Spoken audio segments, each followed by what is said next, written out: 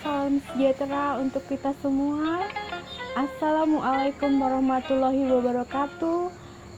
Om Swastiastu, Namo Buddhaya, salam kebajikan. Salam berjumpa kembali dalam program budaya dari Kabupaten Flores Timur.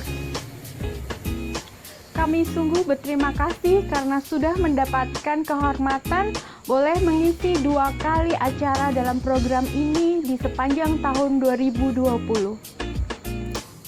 Pada kesempatan pertama kemarin kita boleh mengenal tentang budaya Kriot Inge, tentang tenun premium dari Kabupaten Flores Timur. Pada kesempatan kali ini kita boleh mengenal tentang budaya kuliner tradisional dari masyarakat Lama Holot, dan kita memperkenalkan dalam bentuk nasi tonuwujo dari khas Kabupaten Flores Timur. Baiklah, sebelum kita membahas bahan dan proses pembuatan nasi tonuwujo, baik jika kita mengetahui tentang legenda tonuwujo. Tonuwujo adalah seorang putri yang hidup di zaman dulu saat kita belum mengenal agama. Dulu masyarakat Lama Holot ditimpa musibah kelaparan yang berkepanjangan. Masyarakat Lama Holot adalah suku yang dominan mendiami wilayah Kabupaten Flores Timur. Putri Tonuwujo dianggap sebagai ibu kehidupan oleh masyarakat Lama Holot. Di saat masyarakat Lama Holot ditimpa musibah kelaparan, Putri Tonuwujo mendapat petunjuk dari dewa agar Putri Tonuwujo berkenan mengorbankan dirinya untuk makanan sumber kehidupan masyarakat yang sedang ditimpa bencana kelaparan. Maka 7 saudara laki-laki Putri Tonuwujo menyiapkan ladang dan segala yang diminta oleh Putri Tonuwujo. Dengan berat hati, 7 saudara laki-laki Tonuwujo melaksanakan permintaan Putri Tonuwujo sesuai dengan perintah dewa. Perintah dewa adalah mengorbankan Putri Tonuwujo di ladang, menumpahkan darah Putri Tonuwujo di sebuah batu, dan di mana tubuh Tonuwujo dicincang-cincang sebagai sumber tumbuhan pangan-pangan yang saat ini dikenal oleh masyarakat sebagai padi, sorghum, jewawut, ubi kayu, ubi jelati, dan jagung, dan masih banyak lagi. Setelah Tonuwujo menumpahkan darah di ladang, 7 hari kemudian, semua tubuh Tonuwujo menjadi tanaman sumber kehidupan. Dan sejak saat itu, masyarakat Lama Holot hidup dalam berkelimpahan dan sejahtera hingga saat ini. Dari cerita legenda tersebut, kami mencoba mengenangnya dalam masakan nasi Tonuwujo sebagai bentuk penghormatan akan pengorbanan dan cinta yang besar Putri Tonuwujo kepada masyarakat Lama Holot. Sebelum kita membahas tentang bahan dan proses pembuatan nasi Tonuwujo, kita baik mengetahui bahwa nasi Tonuwujo terdiri dari 5 jenis masakan yang mendukung nasi Tonuwujo. 5 jenis masakan tersebut adalah nasi sorghum, yang kedua rumpu rampe, dan ketiga ikan bumbu pedas, ada juga telur bumbu kuning, dan juga emping jagung. Baiklah, sebelum kita memulai proses, ada baiknya kita mengenal bahan-bahan pembuatan nasi Tonuwujo. Yang pertama adalah nasi tumpeng sorghum. Di sini melambangkan wujud syukur kita kepada Tuhan, juga melambangkan Gunung Ile Mandiri yang ada di Flores Timur. Bahan yang dibutuhkan adalah 250 gram sorghum dan kurang lebih 600 ml air. Kali ini kita akan coba memprosesnya dengan rice cooker. Yang kedua adalah masakan rumpu rampe. Terdiri dari 7 jenis sayuran, melambangkan Saudara Tonuwujo, juga 7 karunia Roh Kudus. Adapun sayuran itu adalah daun singkong, daun pepaya, daun kelor, jantung pisang, buah pepaya, bunga pepaya, dan juga kangkung. Bumbu yang perlu disiapkan adalah 10 siung bawang merah dan 5 butir bawang putih. Tambahkan garam, juga irisan cabai merah. Yang ketiga adalah telur bumbu kuning. Di sana mengibaratkan suatu masa peralihan dari pengorbanan Putri Tonuwujo. Sejak saat itu, masyarakat Lama Holot tidak pernah hidup kekurangan. Hidup dalam kemakmuran, kesejahteraan, dan berjaya. Telur bumbu kuning juga melambangkan masa Paskah, di mana ada tradisi Semana Santa di Larantuka yang sudah dijaga selama 5 abad lebih lamanya. Bahan yang dibutuhkan adalah 5 buah telur rebus, 10 siung bawang merah, 5 buah bawang putih, 5 buah kemiri yang disangrai, 3 siung kunyit, jahe yang dimemarkan, juga ada daun jeruk. Masakan yang keempat adalah ikan bumbu merah. Ikan bumbu merah bisa diganti juga dengan ayam. Ini mengingatkan kita kepada darah dan pengorbanan Putri Tonuwujo kepada saudaranya dan masyarakat Lama Holot. Bahan yang dibutuhkan untuk ikan bumbu merah adalah 500 gram ikan kerapu atau bisa digantikan dengan ayam, 10 buah cabai merah besar, 15 buah cabai rawit, 10 siung bawang merah, ditambah bawang putih 5 siung, juga ada jahe yang dimemarkan, serai, daun salam, daun jeruk, juga air asam. Nah, menu yang terakhir adalah emping jagung. Emping jagung titi adalah cemilan kegemaran masyarakat Lama Holot. Emping jagung titi adalah salah satu cemilan yang digemari dan menjadi kebanggaan masyarakat Lama Holot. Bahan yang dibutuhkan adalah 250 gram emping mentah yang kita goreng. Nah, sekarang kita mulai proses pembuatan nasi Tonuwujo. Kita siapkan 250 gram sorghum ke dalam mangkok rice cooker. Di sini saya mencoba memperkenalkan proses pembuatan nasi sorghum dengan peralatan yang modern.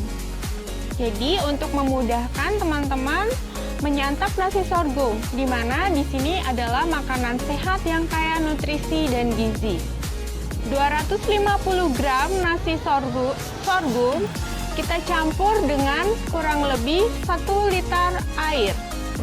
Di sini perbandingannya boleh 1 dibanding 3 atau 4. Jadi bisa 250 gram sorghum bisa menggunakan air sebanyak 750 ml air.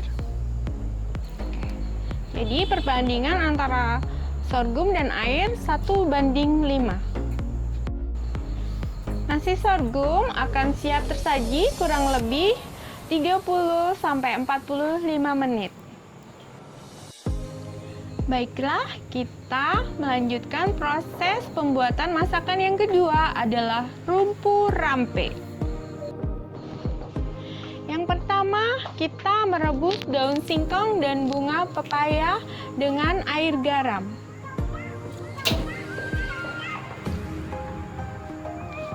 Setelah air mendidih, kita akan masukkan daun singkong juga bunga pepaya yang sudah dicuci bersih. Sambil menunggu air mendidih, kita akan campur buah pepaya yang sudah diiris tipis dengan air garam agar dia menghilangkan getah pepaya. Kita ramas buah pepaya dengan garam sampai dia lentur. Kita diamkan sebentar sambil menunggu air mendidih. Sebelum kita masukkan daun singkong ke dalam air rebusan, kita harus memotong-motong daun singkong. Ini juga adalah cara dari nenek leluhur kita yang mengajarkan ini. Tujuannya adalah biar kita tidak agak mabok, mengurangi rasa mabok saat mengkonsumsi daun singkong. Setelah air mendidih, kita masukkan daun singkong juga daun pepaya.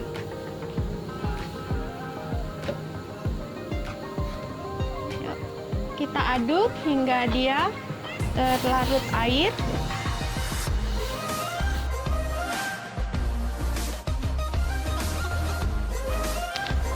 Sambil menunggu daun singkong matang, kita boleh bersihkan daun kelor.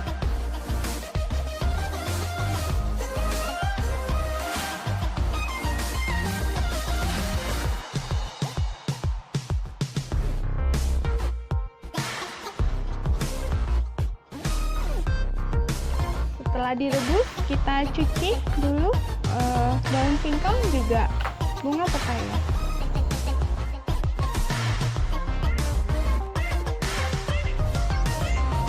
Berikutnya kita siapkan jantung pisang. Kita saat ini akan proses jantung pisang. Kita didihkan air yang sudah dicampur garam untuk merebus jantung pisang. Dimaksudkan agar getahnya bisa hilang dan semoga bisa mengurangi warna hitam. Jadi nanti jantung pisang yang dihasilkan akan lebih bersih dan putih.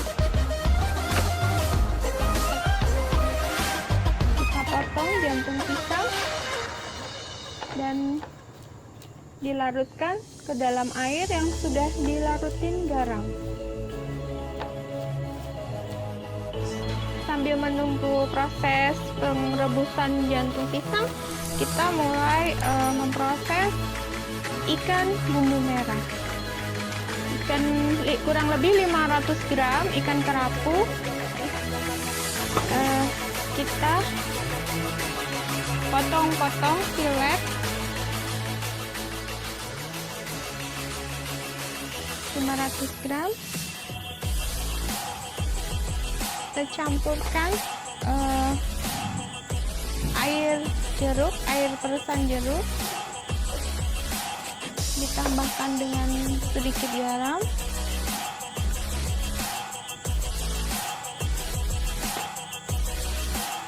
aduk, kemudian dituang ke dalam ikan.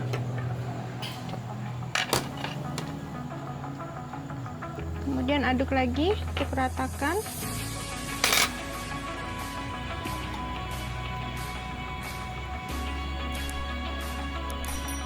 Kita campurkan sedikit sagu.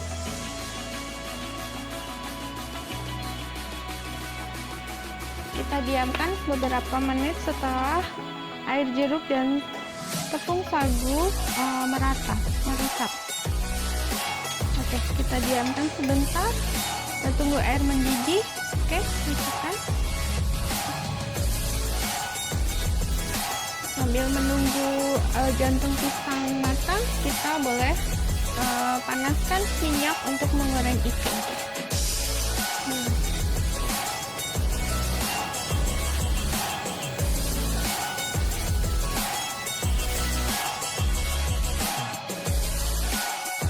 Kita tuang semua tuang. Aduk.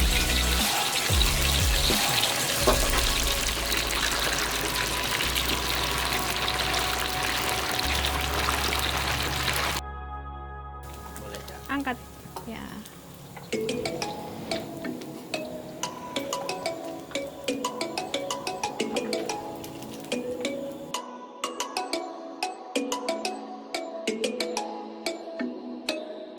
Kita mulai membuat nasi tumpeng sorghum. Setelah nasi matang, kita basahkan cetakan tumpeng, lalu kemudian kita tuang nasi sorghum ke cetakan tumpengnya. Tekan dan padatkan.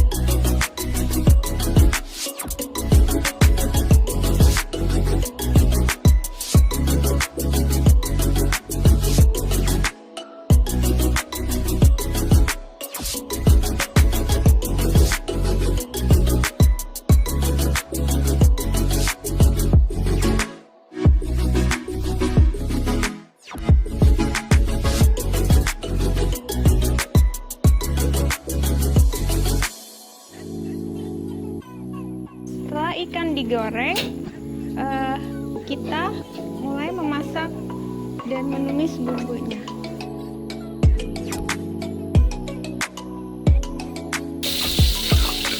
Bumbu yang dihaluskan kita mulai tumis, dicampur dengan daun jeruk, serai, lengkuas, dan daun salam. Tumis hingga harumnya merata.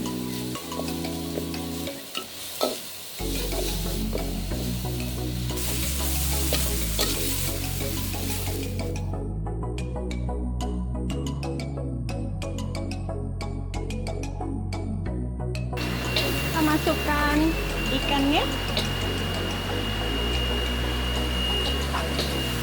aduk rata.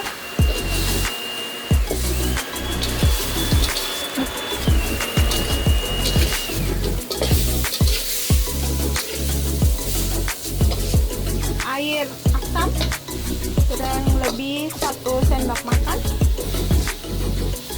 garam secukupnya,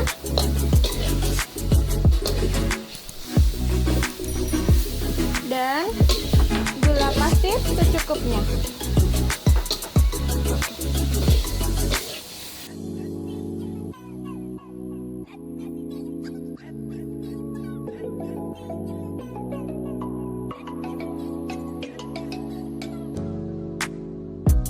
Jadilah ikan bumbu merah. Kita siapkan selanjutnya masakan telur bumbu kuning. Kita panaskan minyaknya.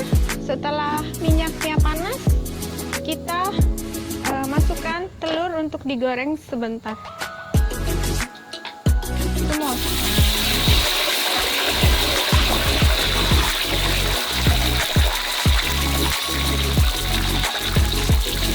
Sambil menunggu telur matang, kita mulai menumis bumbu untuk telur.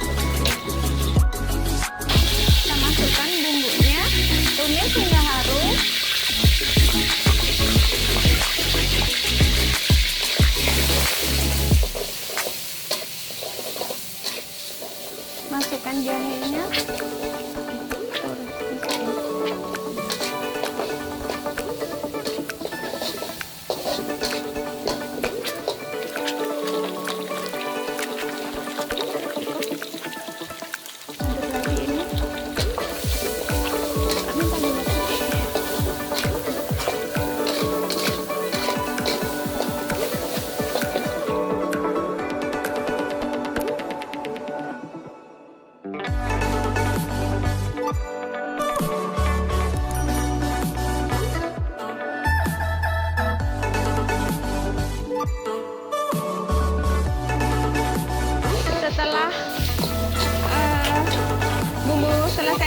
tumis. Kita masukkan telur. Oke. Kita masukkan santan. Kurang lebih 300 ml santan.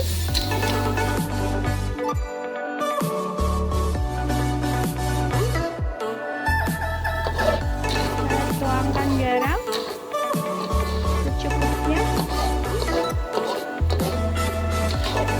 Jangan sampai ada yang bersih. Merica, gula putih,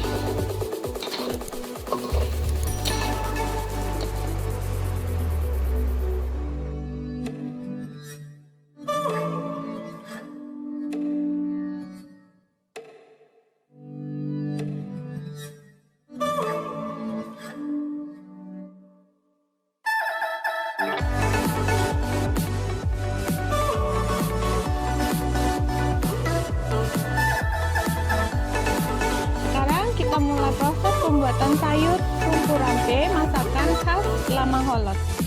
Kita tumis bawang putih, bawang merah.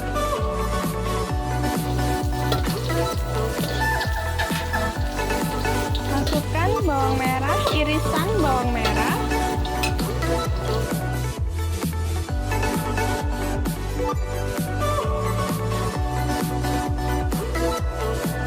Kita masukkan irisan pepaya yang sudah dicuci dengan air garam. Kita tumis hingga layu.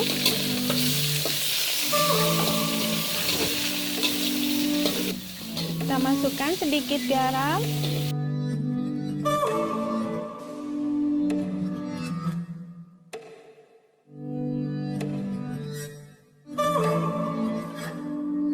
Setelah buah pepaya sudah mulai layu dan empuk, kita masukkan bunga pepayanya, lalu kemudian menyusul sayur yang lain.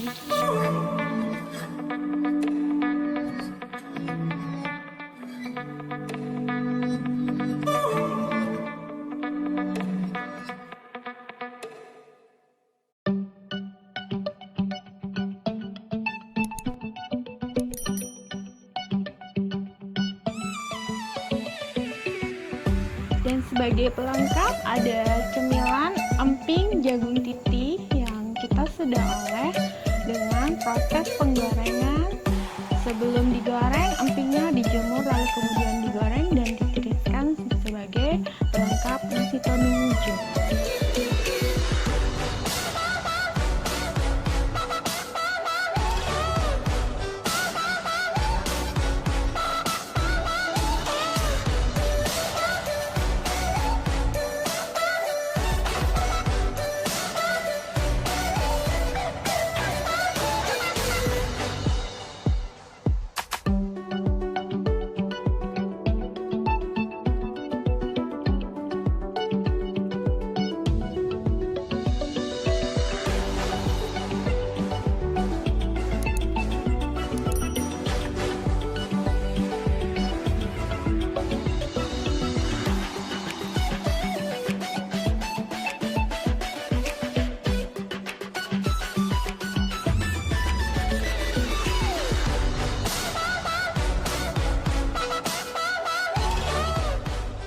Inilah hasil proses pembuatan nasi tonu hijau, nasi campur khas Larantuka, yang terdiri dari nasi tumpeng, sorghum, kemudian rumpu rampe, ada ikan bumbu merah, juga telur bumbu kuning, dilengkapi dengan cemilan kegemaran masyarakat Flores Timur, emping jagung titi.